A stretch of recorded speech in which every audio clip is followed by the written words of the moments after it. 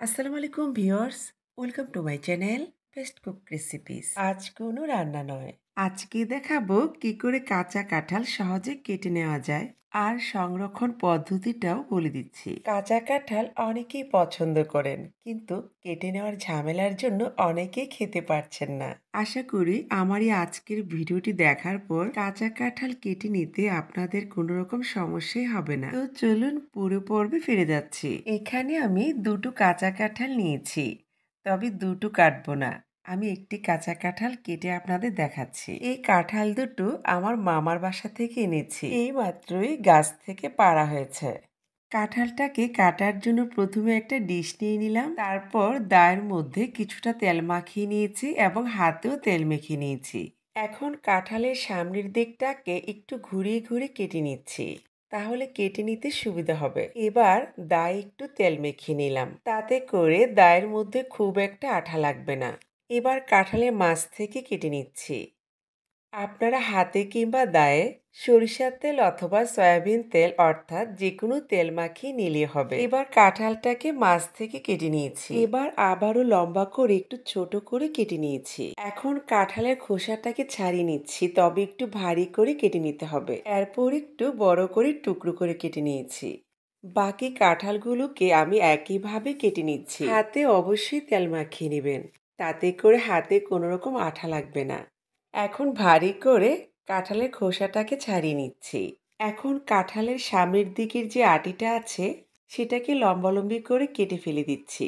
এবার আমার পছন্দ মতো কেটে নিচ্ছি। চাইলে আপনারা ছোট বড় মাঝারি আপনাদের পছন্দ মতো যে কোনো শেপে কেটে নিতে পারেন।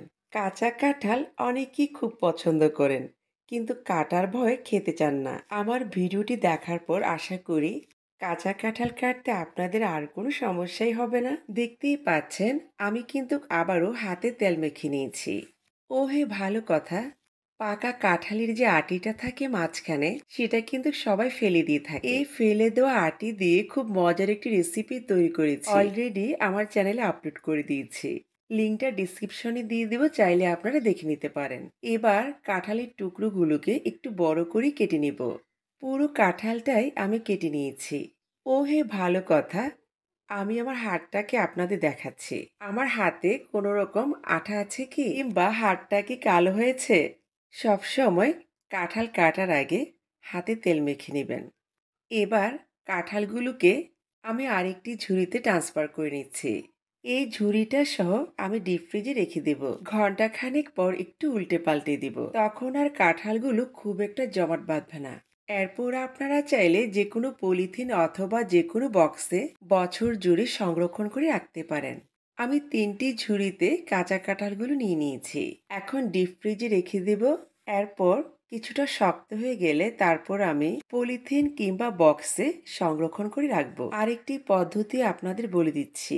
একটি প্যানে বেশ কিছু পানি নিয়ে সামান্য হলুদ দিয়ে দিতে হবে, তারপর 1 থেকে 2টো বলক আসলেই স্ট্রেনারে ঢেলে নিতে হবে। পানিটাকে ঝরিয়ে নিয়ে যে কোনো বক্স অথবা পলিথিনে ঢুকিয়ে ফ্রিজে সংরক্ষণ করে রাখতে পারেন।